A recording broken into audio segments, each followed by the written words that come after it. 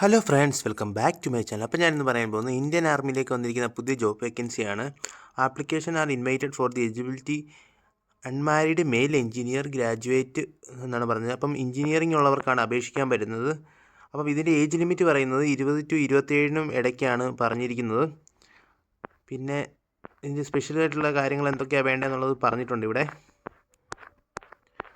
ഇതിൻ്റെ വേക്കൻസികളെ കുറിച്ച് ഡീറ്റെയിൽസ് ഞാൻ പറയാം, എത്ര വേക്കൻസിയാണ് വന്നിട്ടുള്ളതെന്ന്.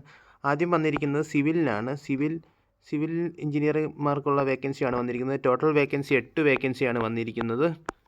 പിന്നീട് വന്നിരിക്കുന്നത് കമ്പ്യൂട്ടർ സയൻസ് ഉള്ളവർക്ക് 6 വേക്കൻസി വന്നിട്ടുണ്ട്. കമ്പ്യൂട്ടർ എഞ്ചിനീയറിംഗ്, കമ്പ്യൂട്ടർ സയൻസ്, അങ്ങനെ വിവിധ കമ്പ്യൂട്ടർ ഇതിലേക്കുള്ളവർക്കാണ് അപേക്ഷിക്കാൻ പറ്റുന്നത്. പിന്നെ അതുകൂടാതെ തന്നെ വന്നിരിക്കുന്നത് ഇലക്ട്രിക്കൽ എഞ്ചിനീയറിംഗ് പഠിച്ചവർക്ക് 2 വേക്കൻസി വന്നിട്ടുണ്ട്.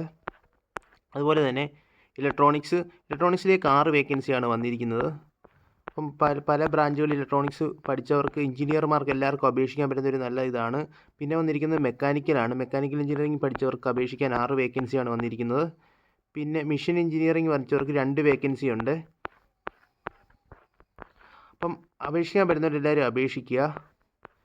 സെലക്ഷൻ പ്രൊസീജിയർ ഇവിടെ കൊടുത്തിട്ടുണ്ട്.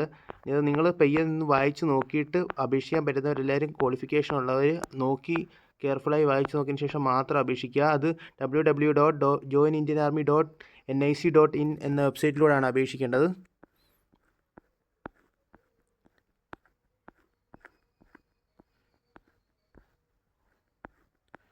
നല്ല സാലറി പാക്കേജാണ് ഇവർ പറയുന്നത്.